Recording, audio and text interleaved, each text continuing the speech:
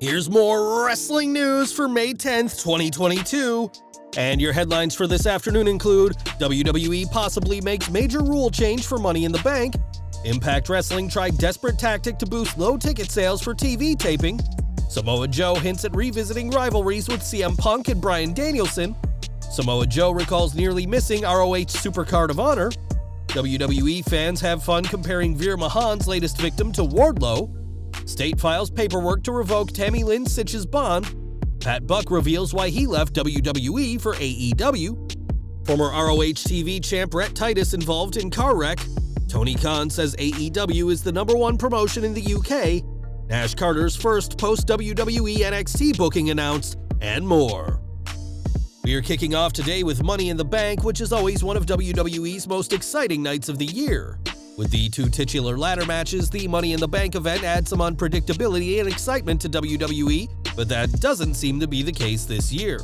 In an advertisement for the upcoming Premium Live event, Cody Rhodes discussed the show, saying that the winners of the men's and women's ladder matches can earn themselves a main event match at WrestleMania. This is certainly a bizarre thing for the American Nightmare to say, as typically it is the men's and women's Royal Rumble matches that guarantee someone a WrestleMania main event. While fans initially believed the line was a botch, the video was repeated on this week's Raw, leading to speculation that this is an official rule change. If so, it'll be the first time the rule has changed since the first Money in the Bank ladder match in 2005, and arguably the biggest change to the concept period since the introduction of the women's ladder match in 2017. In 2007, Mr. Kennedy said that he would be cashing in his contract at WrestleMania 24 in 2008, but he lost the briefcase before that day came, and it now appears superstars won't be given the choice as to when they cash in. Over to Impact Wrestling next, as last weekend was the promotion's Under Siege pay-per-view, which saw Josh Alexander defending the Impact World Championship against New Japan's Tomohiro Ishii, as well as the Briscoes capturing the Impact World Tag Team titles from Violent by Design. With a lot of cross-promotion, Impact had hoped to ride the momentum from the event into its next set of TV tapings, but that didn't go as planned. It's been reported online that seats have moved incredibly slowly for the Impact tapings in Newport, Kentucky, and that the promotion was left making a desperate move to fill seats. On Wrestling Observer Radio, Dave Meltzer reported that for the most recent tapings, Impact was giving away free tickets at a nearby independent event that several Impact Wrestling stars were already booked to be on.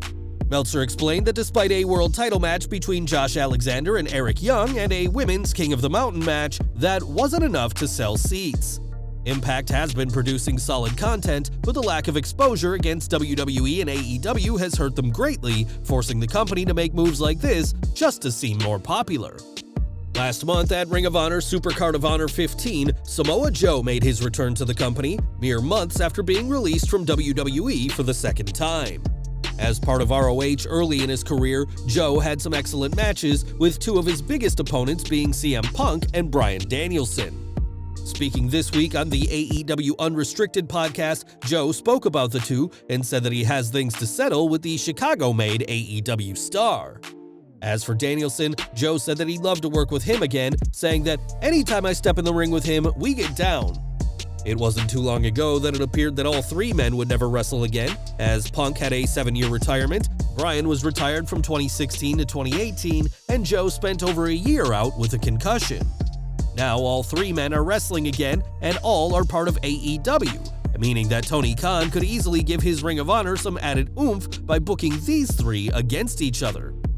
Joe's return to ROH at Supercard of Honor hadn't been advertised for the show and earned one of the loudest pops of the night from the shocked crowd, but this almost didn't happen. Speaking on the same podcast, Joe said how weather issues and travel problems nearly cost him his big moment. There was bad weather preventing jets to get to Tampa on time, and a lot of mechanical issues on flights that went out. So I had to end up driving to Cross City, Florida, a small little rural town in the middle of Florida, to catch a private jet to get to the show. Had Joe not appeared at Supercard of Honor 15, then the crowd in attendance would have been none the wiser, but thankfully he did get there, kicking off the new Tony Khan era of Ring of Honor with an emphatic bang. Back to WWE as Veer Mahaan continued his dominant ways during this week's episode of Raw, squashing Frank Loman. The local enhancement talent had a brief interview before the match where he said he has a family to look after, but fans found Loman's look to be very similar to a certain AEW star. When the WWE Twitter account asked fans for the name of Mahaan's opponent, insisting that it be wrong answers only, fans replied in droves comparing Frank Loman to AEW's Wardlow. Fans joked that Loman was the Wish.com version of Wardlow, referencing the budget site known for selling knockoff products, whilst others said that WWE knew exactly what they were doing with this tweet. Loman may have had a similar build and look to Wardlow, but that didn't save him from Veer Mahaan, and we're wondering which familiar face will appear as the next opponent of the Indian Colossus. Last week, Tammy Sytch was arrested and charged with 9 felonies related to the 3-vehicle car accident in March, including being charged with DUI manslaughter. Sytch was arrested on Friday night but didn't spend long behind bars as she was released on a $227,000 bond on Saturday morning, but that could soon change. Mike Springer has released state paperwork which was filed against Sytch, in which the state of Florida wants her bond to be revoked, obviously not trusting her to be free at this time. Reasons included in the documents include Sytch's previous convictions, and there's reason to believe that she might repeat the same dangerous behavior while she awaits her trial. Sytch blew 3 times the legal limit when she took a blood alcohol test after the accident, and this is hardly her first run-in with the law. For now, Sytch is a free woman, though has been ordered not to leave Volusia County, Florida, but how long she remains out of jail remains to be seen. More from Impact Now, as last weekend was the promotion's Under Siege event and marked the return of Mia Yim. In her first televised appearance since being released from WWE, Yim appeared to confront Deonna Purrazzo, who had come up short against AAA Reina de Reinas champion Taya Valkyrie. In an update from Fightful, it's reported that Yim has signed a short-term 6-month deal with Impact, which would presumably expire in November this year. Of course, Impact could always make her a new offer during this time, but for now, her contract is only for 6 months.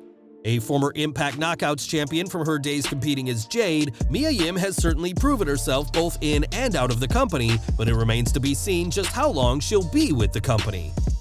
Shortly after WrestleMania 38, Pat Buck left WWE but didn't spend long in the unemployment line. Mere days after producing the Brock Lesnar vs. Roman Reigns match, Buck had joined AEW and has now opened up about his decisions to jump ship. At a recent WrestlePro event, Buck returned to the ring to face Joey Janela, and after that, spoke about how he sometimes makes great decisions and bad decisions. Speaking about WWE, Buck said he was blessed to work for the company for 3 years, but said that the grueling schedule forced him to miss his 2 families, his personal family and his wrestling family. Pat Buck made his decision as AEW will ultimately allow him to give more time to his family. In the end, that is what truly matters to him. We've got some concerning news to report now, as former Ring of Honor World Television Champion Rhett Titus has been involved in a car wreck. On Twitter, Titus shared images of the accident, which took place when he was driving on the Garden State Parkway, and he thankfully confirmed that he was not injured in the crash. Titus said he is extremely lucky to be able to walk away from the crash, and said it has helped put his life into perspective. Titus was lucky on this occasion, but this could have been a tragedy, and it goes to show that everyone needs to be as careful as possible when on the road. Over to AEW now, as despite only hosting shows in North America so far, the company has had global success and is syndicated all around the globe.